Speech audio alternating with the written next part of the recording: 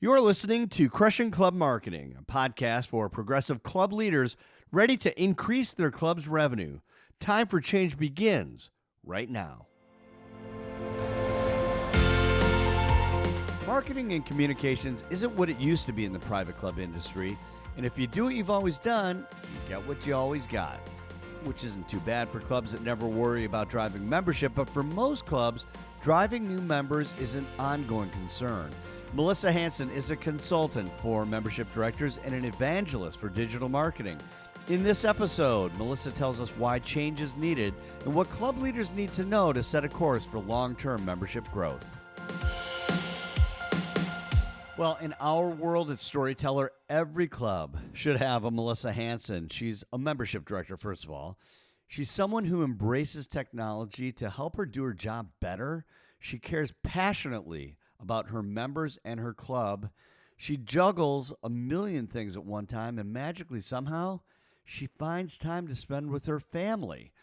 Now, it gets better. Melissa also takes time to help other membership directors grow and learn with her Mastermind classes. Her passion is to help them become better membership professionals as well. If you're interested, you can learn more about Melissa's Mastermind classes at melissahansen.com, and we'll plug that again later at the end of this episode.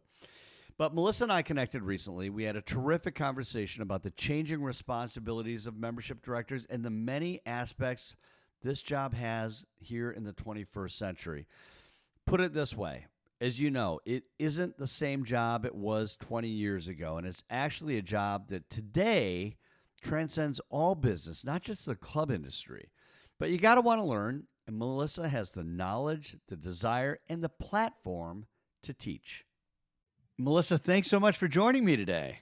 I am so excited. I have been such a fan of your podcast for the longest time, so I'm very excited to be here.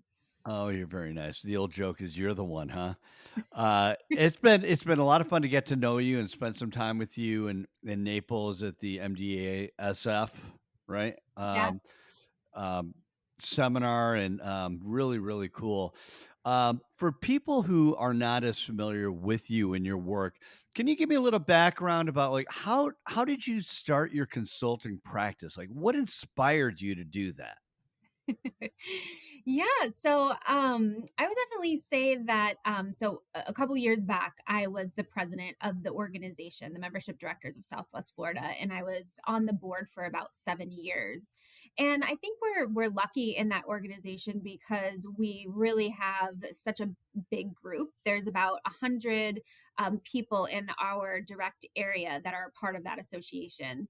And through the 7 years, really what I saw and I felt was not only the opportunity to get to know so many membership and marketing professionals in the area, but I was also meeting so many of the general managers. And what we would see was they would have a new hire on board, and there was really kind of a need to educate that membership professional.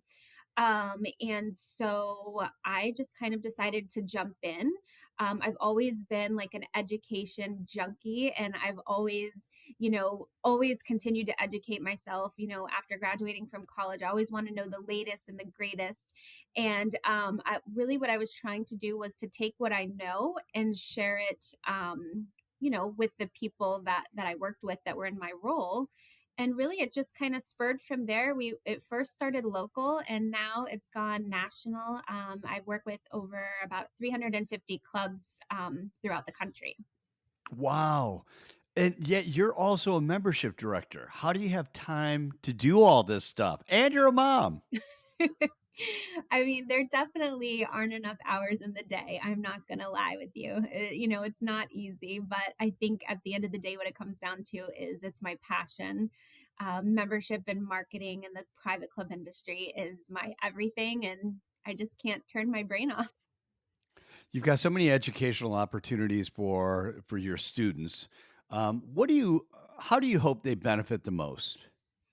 I really just serve to inspire them. And just, I love doing these we do kind of discovery calls before we get started on a one-on-one, and really kind of go through maybe a challenge or two that they're having at their club.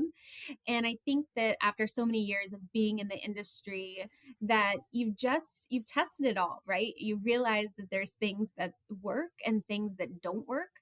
And so I really just say, okay, this is your challenge. These are three things that worked for me. These are three things that have worked for other students at other clubs. Let's go ahead and try implementing these at yours, and helping you get through this challenge. Yeah, got it. The There has been so much change, and in the time that you've been in the industry, and really, I dare say that after 2010, there's been quite a bit of change with so much digital um, presence in private clubs. What do you think are some of the biggest changes that you've seen in the last 15 years, and how have those affected the membership director role? Yeah, there've definitely been a lot of changes. I think, as you mentioned, the digital customer journey has been the thing that has changed so much, and the way that our members and prospective members um, really kind of expect to be communicated with. Um, you know, 15 years ago, as a membership professional, we might be pumping out a quarterly newsletter, or we might be creating a flyer to promote an event. But now, as a membership professional, we are in charge of not only developing the website, but continuously keeping it updated. We are in charge of social media, we are in charge of lead management, and managing a CRM system. Our clubs have mobile apps, and we're using push notifications, and all of that technology has just evolved so rapidly. And it is up to us as membership and marketing professionals to really continue to be educated, and learn how to grow with those products. You say that, and um, I love the willingness to say it's our responsibility, but that's a lot of stuff. I mean, how realistic is it? If you know, if I'm a general manager listening to this, this is like our opportunity to say, like, is it realistic to say you got to know all this stuff, and your newsletters and all the other things? Is it realistic? Do you think? I mean, I think it is essential. I think it is essential to be a thriving club, a waitlisted club, a club where you are where you need to be. Do I think that everything has to be implemented at once or by one person? No. I mean, I'm at my club a department of one. I work with so many companies and vendors behind the scenes that get me to where I am. How do you do it? Like, I mean, you're a team of one, and yet, I mean, there are so many things. How do you determine, what to implement when? Is there an approach to that you've seen that works across the board, or how do you advise people in that way? I would definitely say, focus on one thing at a time, and get that under your belt for, 6 months or so. For example, I love to connect with other, experts in the industry, and see, especially technology gurus, and see what's working for them. And one of the things that had come about for me about a year ago was implementing this online chat on the website. Mhm. And I was like, no way am I going to implement this live chat where basically I have to respond when right away when anyone asks me a question. Like, I'm doing a million things, I'm walking around the building, I'm part of tournaments. How will I be able to do that? But I decided, you know what, I'm going to give it a go. And worst case scenario, we can turn it off. And that has been one of the biggest tools in my toolbox over the past year, literally converting members at $100,000 memberships that have never stepped foot in the club Through chat. through live chat. Interesting. So, just to break that down a little bit, I mean, A, that's awesome. It's amazing. Excuse me, but B, how do you manage it? Like, do you have like notifications going to your phone, and while you're walking around, you're like, how does that work? Exactly. So the notifications go to your phone. We always have our phones next to us. I mean, that's just how it is. So it comes in just like a text message. We can toggle it off. So when I'm heading home and getting ready for my son's baseball game, I'm not listening to or replying to online chat. So I toggle it off, in the evening or when I'm not available. And that's, I think, the biggest misconception that I wasn't aware of before I dove into it. But when I am available, when I am next to my phone or I am next to my computer, it's just been such a phenomenal resource for us. So I this is a little bit of a tangent, and if you'll just bear with me a little bit, I'm really interested to hear your perspective on that because go back 5 years ago, and the idea of using chat at a private club just felt really cold and informal. And why would you do that? And I'm sure you talk to membership directors who might say, I would rather try to go for that tour and bring them in, and that's going to be a barrier. Like it seems well, I get it, and yet it probably feels very counterintuitive to a lot of membership directors who prefer to, have people come on site for a tour. Definitely. I mean, I think at the end of the day, Ed, like as membership professionals, we need to be the face of our club. Okay. Biggest pet peeve of mine that I posted on LinkedIn recently is when I go to the membership pages of these club websites and it's just like contact our membership department. Who am I contacting? I want to see what the membership professional looks like. I want to know their name. I want to bio on them. I want to, this is about to be my second family. I'm joining a club. This is my lifestyle. I want to connect with someone. And so I truly feel that the online chat has just allowed me another opportunity to put my face in front of my club and just allow me to connect with these prospects. What is in your opinion, what is that mind shift of the membership? And maybe it's not the membership professional. It might be the general manager. It might be the board members. But what is the shift that needs to occur to say, "Hey, this website." Um, Let me see if I can try to turn this in a way. When people come to learn more about us, this is not about what information we want to share. It's really about how can you provide that visitor the information they're looking for. You know what I mean? I think historically, and for a lot of clubs, there's been this idea of like, no, no, no, we're very exclusive. If you want to come, you'll play by our rules, rather than saying, how do we make it easier for people to learn more about what club life is like at our club? Mm, that is so good. I feel like that has been such a shift, and if you're not shifting with the change of that kind of vibe at your club, I think that you are missing out. I think that if you just take, for example, the last time you went to purchase a card, which is a high end purchase, you were doing your research online before you ever step foot into XYZ dealership. Hmm. And I just remember the last time that I was doing it, I had narrowed down my search to three different cars. And it was the online chat and the salesperson that was following up with me that was answering my specific questions about if this would be the right vehicle for my family that ultimately swayed me to purchase that vehicle over the other that were in my top three. And I feel like it is so similar in the private club journey. At the end of the day, our buyers are all in a different point of their buying journey, right? Some of them are just starting this journey. They might be, becoming a member of a club for the very first time, and they just might want to collect some information. Hmm. Some of them might be ready to schedule a tour. They've been a member of a private club. Maybe they've played here as a guest. They're ready to schedule a tour, and they're, a little bit more of a hot lead. And some of them might be able to purchase right away. And I just think that you as a club and you as a membership professional, you truly need to be able to meet them wherever they are in their journey. Yeah, and this idea that because you are accessible and that because you make it easy for someone to learn about your club doesn't mean that you can't be exclusive.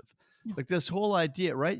Is as a club, you can still be just as selective or as selective as you choose to be about the members that become members of the club. Absolutely. Yeah. Absolutely.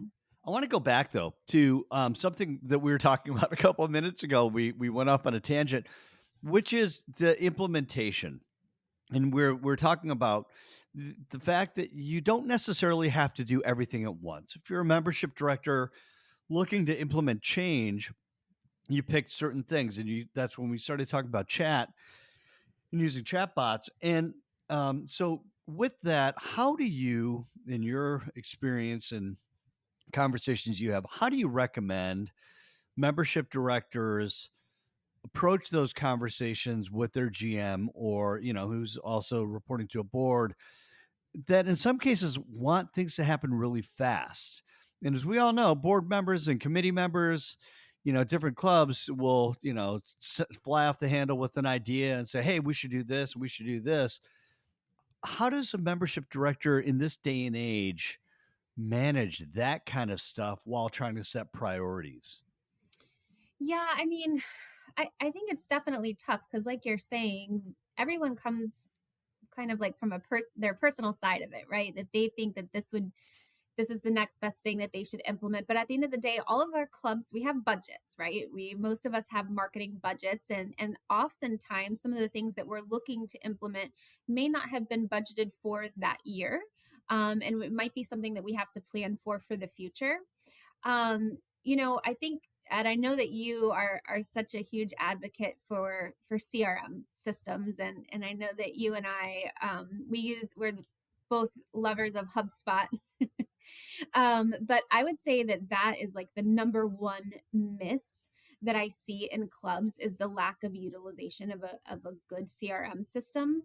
Because if you're starting with a good CRM system and you are able to start to report these different tactics that you are implementing, these different marketing tactics, then you can go to your board and say, we implemented this gated content piece and we received this many qualified leads, and this many qualified leads ended up turning to this many sales. But without having the backbone of a something like a CRM system, I really think you're missing the boat on all things marketing.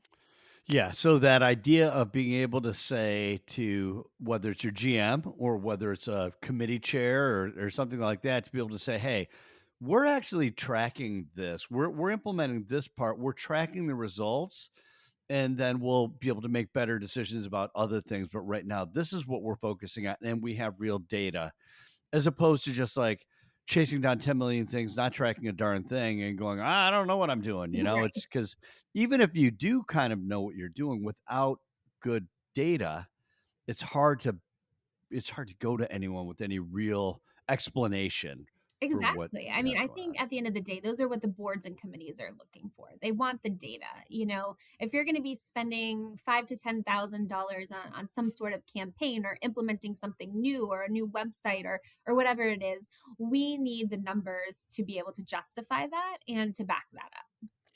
Let's go down the road where you started with HubSpot. And yes, in full disclosure, we are HubSpot partners, and I know you're a user as well. But I think from a bigger, more broad perspective, technology, and we talking about chatbots, the same thing. And and as we discussed, membership directors more and more is being asked of them in their roles. And I know that a membership director I spoke with recently, I just said, if you leverage more technology, it will help you be more efficient in your job. And yet that seems to be, what always blows me away, Melissa, is that there are so many board members who are successful business people, probably use these tools, but they don't look at their club and say, how do we become more efficient that way? But I mean, that's a huge part of this, isn't it? Definitely. I mean, I definitely have to say that I think the clubs are a little bit behind the times when it comes to implementing. I mean, don't you agree when it comes to Totally. yeah. So, yeah, I mean, I just think it's essential. I'm a HubSpot user. I spend my day in HubSpot. I think, one of the things I love most is that, all of the clubs, we're on board now with getting these online inquiries in, right? So our online inquiries are what we live for. Those are our prospective members. That's how everything gets started. But so oftentimes we go through a process of, providing them with the information, potentially getting them in for a tour, and then there's not really too much follow up after that. And again, as a department of one or even two, and just having your hand in so many different things, you need to be able to rely on tools like that to assist you in these different touch points that our prospective members need. How important do you think it is that membership directors today are, have a big part of them that's kind of like a salesperson? I Huge. mean, they've always been kind of like a salesperson, Yeah. right? But like to be able to use some of these tools is also, you know, Yeah, I mean, it's huge. At the end of the day, I always say we are the storytellers. We are the cheerleaders, and that's what turns into our sales. And if yeah. we can bring our prospective members to the club when it is, the most vibrant and the most happening, and we can show them, what they're missing out on if they don't join, that at the end of the day is what's really going to create that sale. How have you seen, just in your, there are a lot of people out there that, different people who have campaigns for membership drives and things like that. How have you been able to see this convergence of like member referrals and technology and social media and digital? Like, how have you been able to see them come together? And I'll just give you a little bit more texture around it, which is the use of social media, and um, I mean, do they interact differently today than they used to? I mean, member referrals have always been a great source for new member prospects, but how do you see all those things aiding that? How that works today. You know what I mean? Yeah, definitely. Social media is one of my favorite things to talk about. And there's just so many clubs that have jumped on board with it and they get it.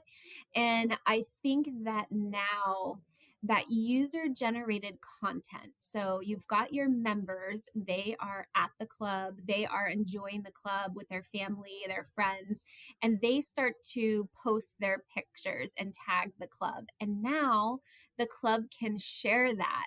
Now it's not so much becoming, the club selling to somebody. We're just simply sharing the amazing time that our members are having at the club. And we have just seen that sharing of that, that user generated content really, really, really thrive as far as member referrals go. I actually got a DM from a prospective member on Instagram the other day, and I had posted something about the reciprocals that we enjoy in Southwest Florida in the summertime, and that the reciprocal access was really what got that prospective member, off being on the edge. And she said, "Oh, what do you mean the reciprocals that you guys have?" And she's like, "I'm a friend of Mr. and Mrs. Jones, and I have been following the club for so long now. We've really been thinking that we want to join, but I didn't know about this program." And she's like, "Can you tell me about this?" And I did. We signed her up. How do you feel about the clubs that want to lock down the social media and have it for members only? I'm not a fan of that. Yeah, I get No. that. That's Yeah. honestly the number one question that I get, and I get the exclusivity. I get being private again. Our club, we are a waitlisted club. I understand all of that, but I think that everyone wants a bit of a peek inside. Everyone, needs to create that fear of missing out. And it you don't have to be posting every day, as long as you come up with some sort of schedule and you are consistent with that schedule. People want a little bit of a peek inside, I think.